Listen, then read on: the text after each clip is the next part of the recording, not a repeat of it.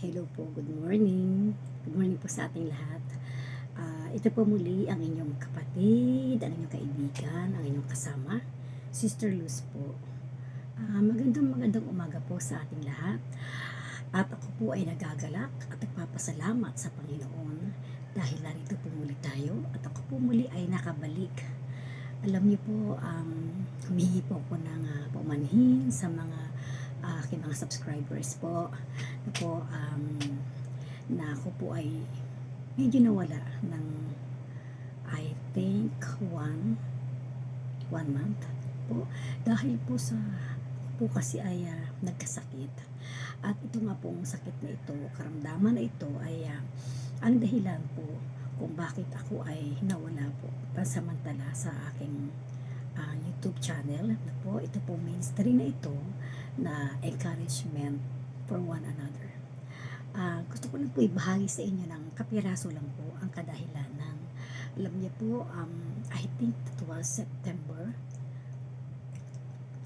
po nang ako po ay magkaroon ng karamdaman na hindi ko po inaasahan dahil sa sobrang pag-iingat ko po. Sabi nga na aking pamilya is napaka OA ko daw, overactive daw po ako sa aking sobrang pag-iingat po. Ang pag-iingat po na tinutukoy ko ay yung personal hygiene po and yung protocols po na sinusunod natin para po sa ating ding proteksyon at iba pa po na po. So as senior citizen talagang ginagawa ko po lahat and hindi po talaga ako laging lumalabas na po, hindi ako laging lumalabas, not unless na for necessity talaga po. Alam niyo po yung pag lumabas ka, naka face mask, naka face shield, bitbit ko yung alcohol, meron akong extra, marami po akong extra face mask and talaga po may ako naglalagay pag ako sumakay ng tricycle, binibisikan ko muna yung upuan ko. Pag nasa grocery naman, talagang inaalkoholan ko pati yung cart po na dinadala sa grocery. Ang lahat po at lahat ng pinamili ko po ay akin disinfect. And pag uwi ng bahay, talagang palit ng damit, ligo, shower talaga, kuskus, sabon to the max na po. At lahat na pinamili ko talagang hindi pwedeng hindi dadaan po sa disinfection. In short, talaga pong sobrang pag-iingat po. And siyempre, above all, yung po aking prayers talaga for God's protection. Alam niyo po, ang nangyayari ay prior to this, nagkasakit po kasi yung aking anak. At nawa po yung kanyang anak din. So, apo ko po yun. At siyempre, bilang mamita, hindi ko mapigil ang sarili ko na sila ay puntahan at alagaan. Alam niyo po, pag-uwi ko ng bahay, mga 2 days, 3 days po, doon po nagsimula na ako'y makaramdam ng pananakit ng aking kalamnan. Pero tuloy-tuloy pa rin po yung aking routine po, namamalengke kaya ako na malapit na mga subdivision po. Tuloy-tuloy po yung ginagawa ko, naglalaba. Alam niyo po, yung pong sinasabing panghihina, yun po yung naramdaman ko. Talagang pag hindi po ako makalakad ng maayos, parang mapapali yung aking mga buto na para ako ay matutumba. Ganun pa man, tinutuloy-tuloy ko pa rin ang aking daily routine kahit po mahina ang aking pakiramdam. And then, syempre po, meron naman po tayo dapat laging presence of mind. Kaya kahit po anong nararamdaman ko, nag-umpisa na pong maging negative yung pong kapaligiran ko na po ng aking nararamdaman, tuloy pa rin po ako. So I drink lots of water, liquid po, juices, yung pong warm lemon with ginger po, with lemongrass. Alam niyo po, may pagkagano po ako, herbalist po. And yun po, nagsimula na rin po akong mag-suob. Alam niyo po yung suob, di po ba yung inhalation na ng may tubig na may asin po. So lahat po, yung presence of mind ko po nandoon, kaya po ginagawa ko. And ganun pa man po, nagtuloy po yung lagnat ko na araw-araw po. Akin pong tinukay aking temperature, talaga po hindi siya bumababa ng 38 point something, 39 na po. And so, gumagawa po ako ng yelo po sa ref and pinupunasan ko yung buong katawan ko. Lalo na po din sa bandang noo at sa aking batok. Po. Punas po talaga yan para bumaba ang lagnat ko. Siyempre po, pagka nakapunas ka na ng malamig at ikaw ay nakainom ng paracetamol, at tendency po talaga bumaba ang lagnat po. Pero maya-maya bumabalik. So, ibig sabihin, there is an infection inside my system. So, ayun po, kumakain din po ko ng mga more on citrus fruits po, no? Yung po mga dalandan, no po, maasim po yan, no po. And also, meron pa pong nagbigay sa akin ng Vita Plus. Di po ako nag-endorse, but ito lang po yung mga ginawa ko that I would like to share with you. So, Vita Plus na pa-juice po. Also, I also took Lola Remedios po, 3 times a day. Mga pampalakas po or pampatanggal ng lamig, anything na alam ko na pwedeng makatulong at hindi makakasama. Tapos nagsimula na po sumakit yung throat ko, ayan na. Tapos so ako po ay nag-gargle 3 times a day ng warm water with salt. Po. Yung po ginagawa ko po yun. Kahit nahirap na akong lumakad, tumayo, pumunta ng kusina para prepare ng mga ingredients na ito, ng mga ginagawa ko po, papakulo ng tubig, papakulo, tapos i-inhale kong ganyan, may sukul ba kung ganyan, may suog. So, kasi po, walang mag-aalaga sa akin dahil mag-isa lang po ako dito. At may kasama po ako isang anak na binata na siya po ay nahawa, siya po ay nagkaroon din po ng lagnat. We do not label it as COVID.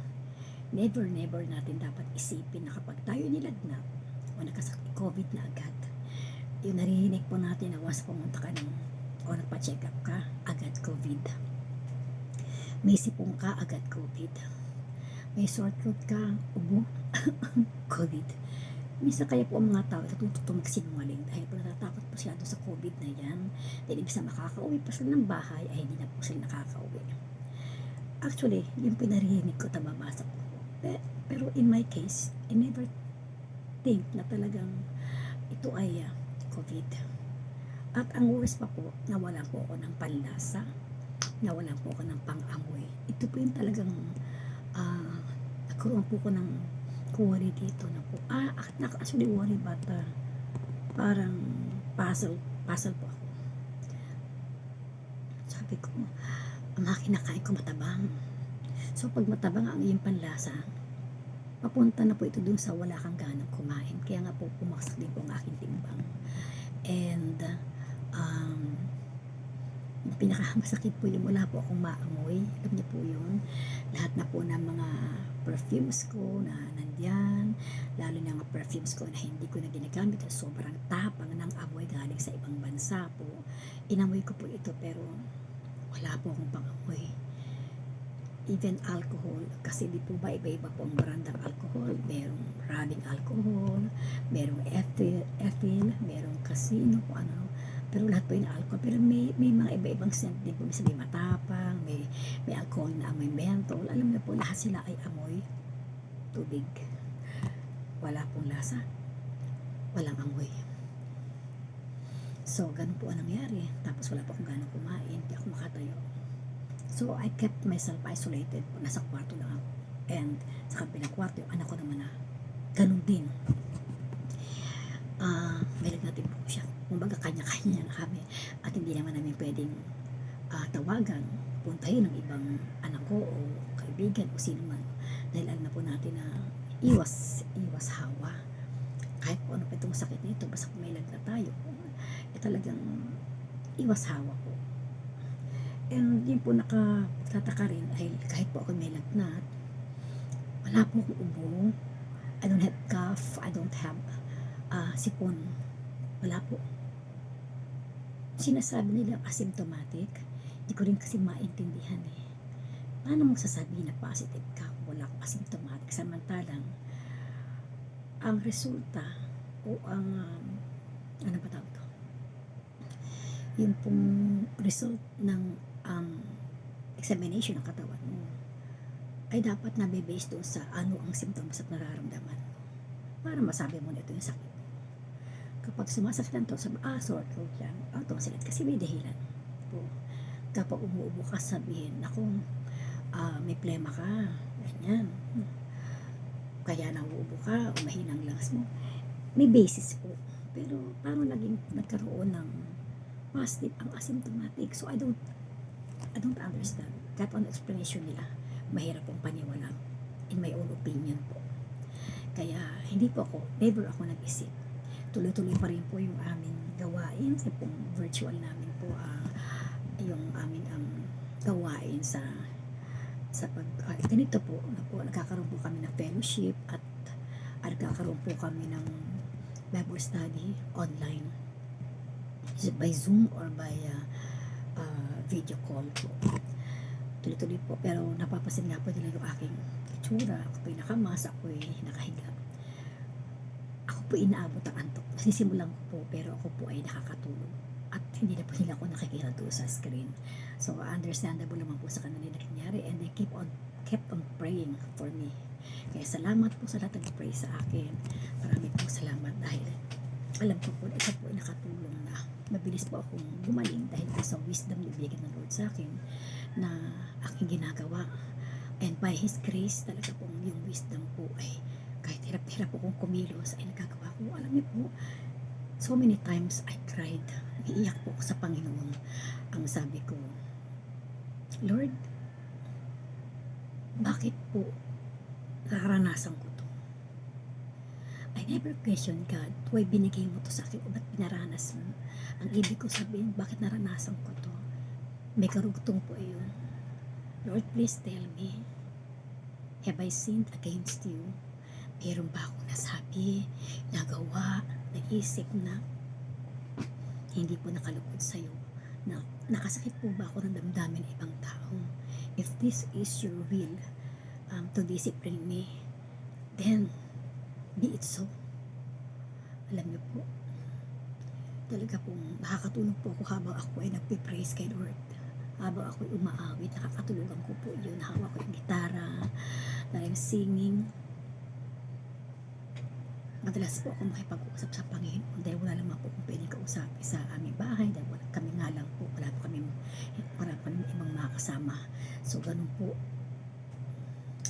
paggising ko mainit pa rin ako, and wala akong maisip kung hindi araw-araw ako'y nagpupuno sa at humingi, nagre-repent at nagre-repent po, and I keep on saying, Lord, I love you. Lord, forgive me. Lord, mahal kita. Lord, pagkalingin mo ako, palakasin mo ako. Lord, i-remind mo sa akin yung mga, kung meron man akong naipanata sa iyo na hindi ko pa po nagagawa. Yun po, umiiyak po ako. Kasi kada nakakaramdam po tayo ng sakit, physically or emotionally, basta po yung pain po, hindi pa rin tayo dapat magalit sa Panginoon. Magtanong po tayo, pwede. Maghintay po tayo ng sasabihin ng Panginoon. Kasi lahat po ng nangyayari na inaalaw ng ating Diyos ay para po sa ating ikabubuti. Sa ikauunlad po ng ating relasyon sa Kanya. Na ang Panginoon ay binibigyan tayo ng pagdalisay.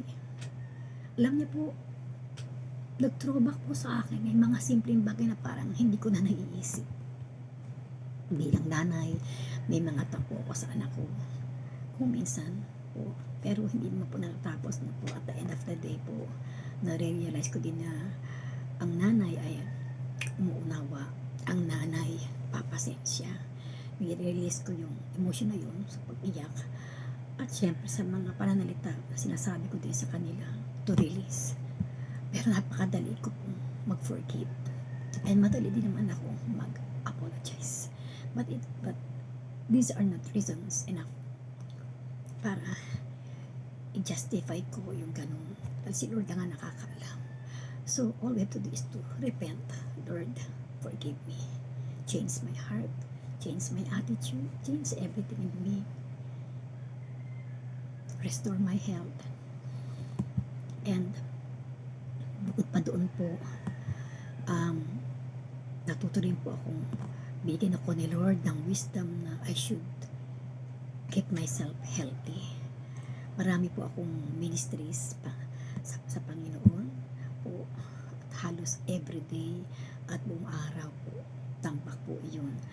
Binigyan din po ako ni Lord ng wisdom. I-remind po niya ako about it. Maganda po at tama. Pero yung sinasabi po ng Bible na hindi lahat ng maganda sa ating palagay ay tama. Bakit po?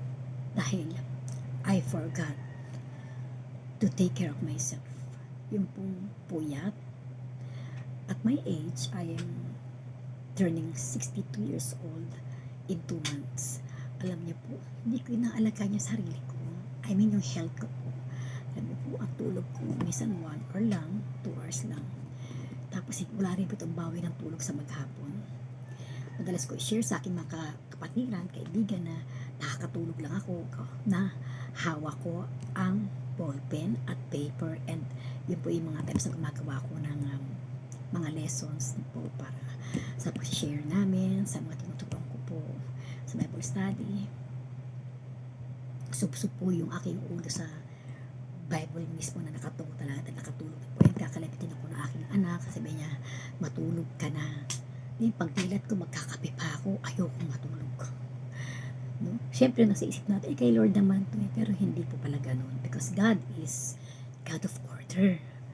And God is so much concerned with our health. Because if we care for our health, it is like we worship the Lord.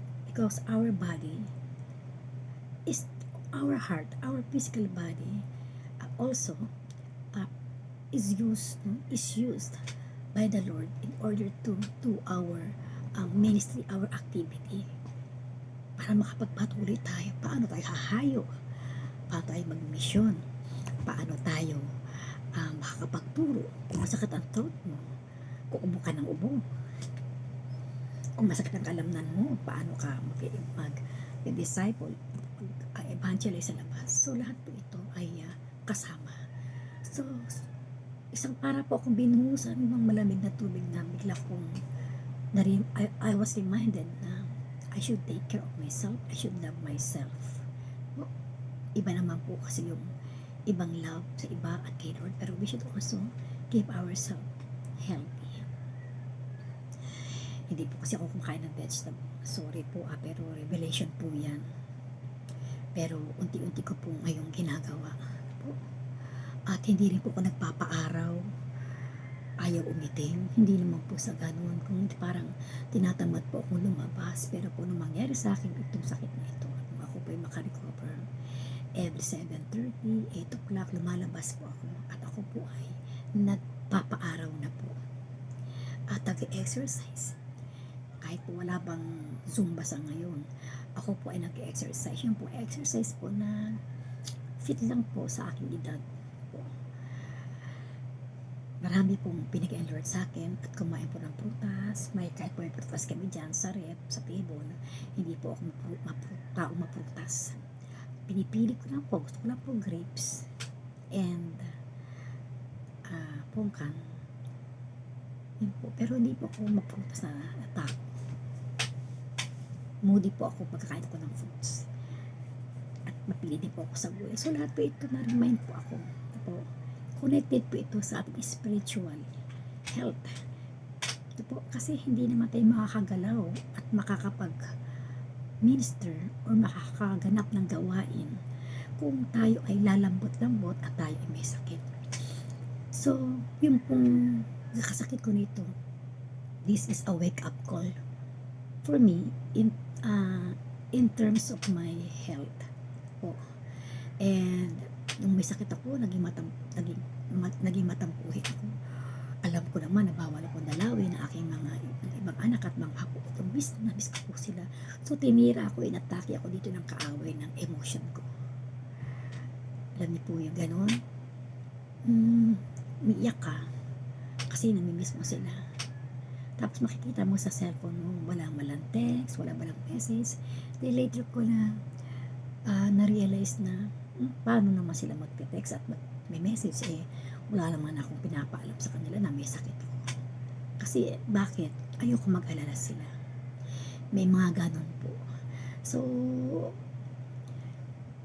and then, one day, sabi ko, Lord, kasi ang talagang binabantayan ko lang po na mawala yung lagnat ko at saka yung pang-amoy ko. Tinapo ko mga huling bago po ako bumalik. Hindi ko na tinetesting yung pang-amoy ko. Ibang amoy ako ulit. Walang amoy. Tapos kakain ako, titikman ko ng asin, sugar, walang lasa. Hindi ko na po ginawa kasi nakakadagdag lang po ng depression yun. No? Wala pa ako. Pinabayaan ko siya. I keep on praying and praising the Lord, thanking the Lord. Salamat po, Lord. Kung meron ka po purpose, Lord. Lord, I accept, Lord, yung mga kamali ako. I admit all my faults, Lord. Give me strength, Lord. Restore my health. No, keep on praying and praising the Lord. And I keep on singing and chanting for God. Praise God. Hallelujah. Ganun lang po ng ganun. At yun po ang pinakamahalaga. And alam niyo po, one morning, I woke up. I am healed. Wala po akong ininom na anumang gamot. Pagsalagnat, paracetamol lang po. At hindi pa po talaga ako umiinom. Yung sasabi, 3 times a day. Hindi po. Kapag lang po na nag-thermometer po ako na may lagnat, doon lang ako iinom. Tapos yung bumagkapon, wala na po akong lagnat. So, akala ko okay na. Kinabukasan, pagising ko ng umaga, meron na naman po. I drink more water. Ganun lang po. Self-medication. Siyempre po, self-devotion is the most important. We should talk to the Lord.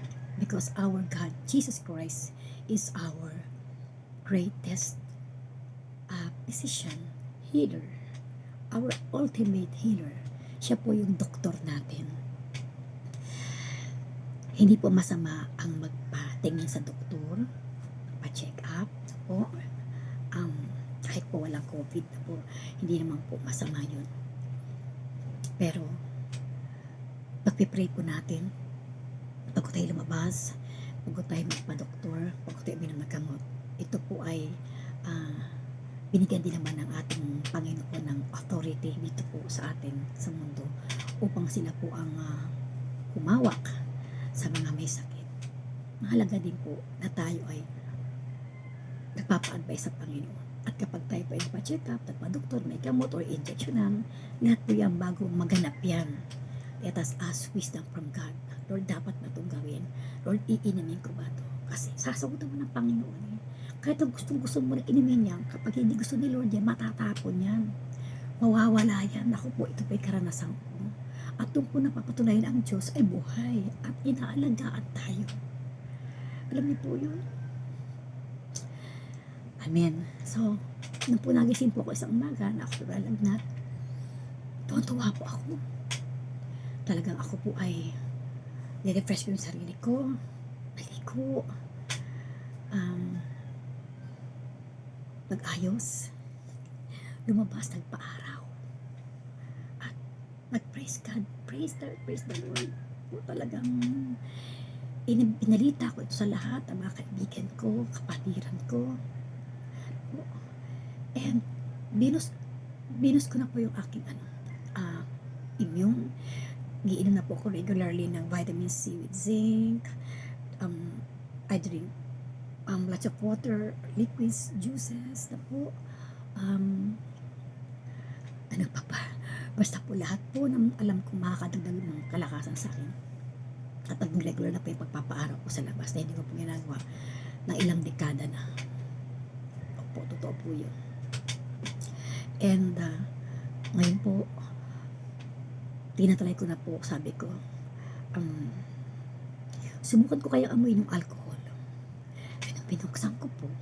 At, naku, ihagis ko po yung alcohol. Alam niyo ba kung bakit? Sumakit po yung ilong ko. Kasi, sobrang amoy na amoy ko na po yung alcohol, yung chemical niya. Praise God, di po ba? Naamoy ko yung alcohol and then napatingin po ko doon sa aking perfume na pagkatapang-tapang. Kinuha ko po. Naamoy ko na po. Ang tapang pa rin niya. Tapos iba-iba po ang mga perfume, colognes, talaga po hinilera ko, inamoy ko, meron na po silang scent. And ano pong kasunod? Nag-taste po ako ng salt. Ang alat. Nag-taste po ako ng sugar. Ang alat. Praise God. Naku, sabi ko, Lord, this is it. Thank you, Lord. This time, sobra po. Kulang na po yung words ko po para magpasalamat sa Panginoon. Amen po. Kasi may free will po binigay Lord sa atin. May free will po siyang binigay sa atin. Na at wisdom. Binibigay ka ni Lord ng wisdom. Nandiyan na po. Binigay na ni Lord ang wisdom sa atin. Now, ano ang respond natin dito? Yung po naging respond ko po rito ay inalagaan ko yung katawan ko. Yung wisdom nandyan, ginawa ko yung dapat kong gawin. Huwag po tayong mag-pray at tapos sa inyong lang. Mag-pray at matulog lang. Because we have our parts to do. Gagawin po tayo. Higit sa lahat yung pong gagawin natin dapat in line with the wisdom na binigay ni Lord sa atin. Ibinabahagi ko po ito sa lahat ang nakakaramdam ng ganitong pinagdaanan ko. Or kahit po simpleng flu. Hanggang sa oras na ito, I never claim na nagka-COVID po ako. Kasi po wala naman po talagang COVID for me po meron pong virus na nagkalat. Virus po ito. Ang nagkakasakit ay nakakakuha ng virus, kaya po nagkakasakit ng matindi. And yung nilagay lang po yung pangalang COVID, parang panakot. Malalim po ito na usapin. Nasa sa atin po ito kung tayo ay maniniwala o hindi. Ang sabi nga, there is power in the tongue. When you say and you confess with your lips that you have COVID, then you have COVID. I can now conclude that COVID is a demonic term. Yes, for me. Yan po yung aking pananaw. And yung mga nagpa-positive, mag-second thought po kayo. Kapag po kayo umuwi sa bahay, gawin nyo kaagad ang dapat gawin. Huwag po kayo made-depress. Huwag po kayo matatakot. Dahil most of the cases na nababasa ko po at naririnig ko po, ngayon na lang, naglilitawan ang mga ganong kaalaman na ang karamihang mga nasawi sa sinasabing COVID na yan are more than, or is more than depression po ang nangyari. Yung makapasok ng hospital, hindi ka na palalabasin kahit malakas ka pa, ay madidepress ka, wala kang dalaw, hindi po ba napakalaking energy yung binibigay nandiyan ng pamilya mo? Hindi po ba, lumalakas ka nun eh. Iba yung pag-ibig ng pamilya, ng mga kaibigan. Marami po akong alam at mapapatunayan ko po. May kaibigan po kami, kapatiran, na sister po. Nagpa-dialysis lang po sa ospital. Regular po yung dialysis niya. Pero inabutan po siya ng ganitong crisis na COVID na ito nung time na siya magpa-dialysis. Hindi na po siya pinalabas. Kasi nasabi po na siya ay na-test at nag-positive. Pero hindi pinasmas. Malakas po siya. At kasama po namin ito sa choir. Malakas po ito. Very active. Pero dahil po hindi siya pinalabas, na-depress po ito. At tuloy na nga po, hindi siya nakalabas. Wala na po siya. So I'm just speaking for this friend and sister of ours na po. At marami pa pong iba. Buksan po natin ang ating mga paningin, pandinig, wisdom. Maging open po tayo sa lahat ng mga namabasa at narinig natin. Matuto po tayo mag-discern po.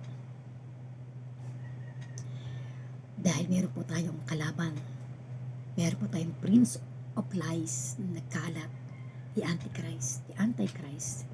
Si Taning po ay nalupan tayo ay linlangin. John 10:10 says, the enemy comes to steal, kill, and destroy. Lahat po yung pangwasak eh. But sabi po, submit to God. Mag-submit tayo kay Lord. Po. Let us be reminded of all His promises. Yung sabi po ng John 10, hindi pa submit to God. Po ba? Dahil siya ang bibigay sa atin ng buhay na kaaya-aya at punong-puno ng kasagana at pagpapala. Jeremiah 29 verse 11 says, For my plans for you is to prosper you and not to harm you, declares the Lord. Plans to give you hope and future. Amen. Kaya ang plano ng Diyos sa atin ay para tayo pasaganain, hindi para tayo saktan, pahirapan. Kung may mga nangyayari man sa buhay natin na mga pahirap o problema o ano man itong negative, ito po ay bahagi lang ng ating buhay dito sa sanlibutan na ito. Dahil itong mga pagsubok na ito, mga traumas na nasusuotan natin kahit ayaw natin suotan, nangyayari po kasi nasa sanlibutan po tayo ng magulong daigdig na ito. But also the Bible says,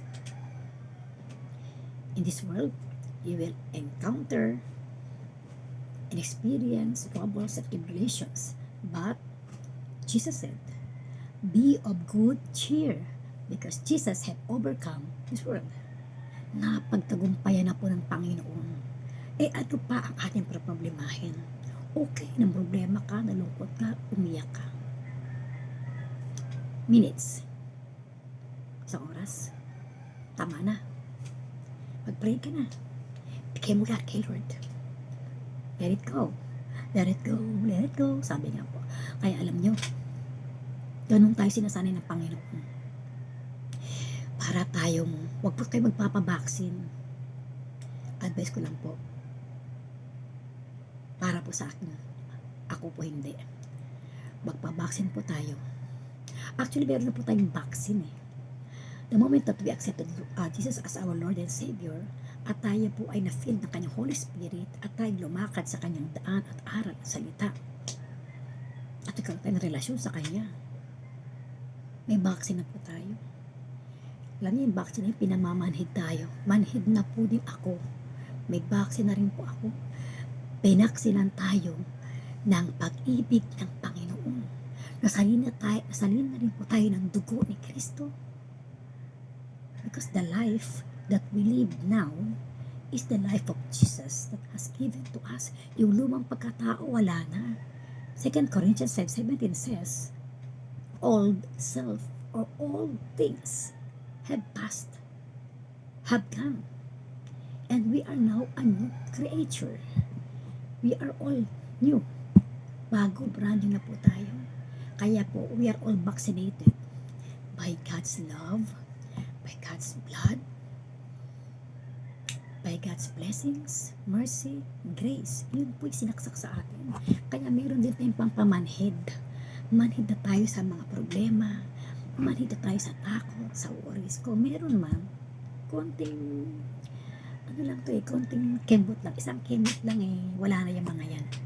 Amen po. I hope po na-encourage ko po kayo. Nung po ako'y gumaling, akala ko inabot ako ng 3 weeks or 3 months. Nung bilangin ko po, 5 days lang pala. Ganun po kasi katagal yung isip pa ng parang tagal mong nasa kwarto, hindi ka lumalabas. No? Binilang ko po. At syempre po, sinasabi na, hindi, magpaano ko ba na 14 days. Pero hindi ko na po nabilang eh. Basta nangyari po nung wala akong lagnat at gumatapakiramdam ko, nakapang-amoy na po ako. Ako ay at nakapanglasa, lumabas na po. Dito lang naman po sa aming bahay at sa harapan ng bahay namin po. Dahil hindi naman po talaga akong mahilig lumabas ng malalayo. At ito pa po ang bonus. Hindi ko na po alam kung anong nangyari sa anak ko. Makatabi lang po yung kwarto namin, hindi po kami nasisilipan. Nung ako po ay lumabas, kasabay ko siya lumabas. Amen. Bakit po? Magaling na rin siya. Sabay na sabay kami gumalit. Praise God. Di po ba? Bonus na bonus talaga. Kaya yun po yung pagpapalang din natin malirip. Pagpapalang din natin kaya arukin.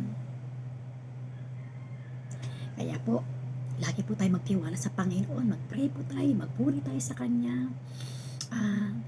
Hindi po kayang abutin ng ating isip tao. Yung pong buhos ng pag-ibig ng Panginoon sa atin, maiiyak ka na lang po. Kaya gusto ko ibahagi sa inyo na kung kayo man ay sinabi, positive ka, ganito ka, ah, alam niyo po, huwag po tayong matakot dahil kasama natin ang Diyos. Hindi niya tayo iniiwanan, hindi niya tayo pababayaan. Basta si Jesus lagi nasa heart natin. Pangako niya yan eh. He will never leave us. He will never He will never forsake us. Alam niya po, pagising pa lang sa umaga, si Jesus po dapat ang unang-una natin kakausapin. Magpasalamat po tayo sa Kanya. Hindi lamang po sa mabubuti at maganda at mga gusto nating bagay nangyayari. Magpasalamat din po tayo kahit po tayo may problema, may kabigatan, may pinagdaraanan. Salamat pa rin, Lord, dahil ibinigay mo to sa akin dahil meron kang dakilang layunin at para sa kabutihan ko ito. Ibinigay mo to sa akin dahil hindi ako magdadala nito kundi ikaw.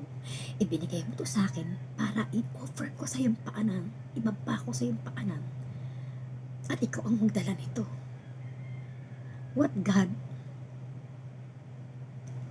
is waiting for us is to always submit everything to Him.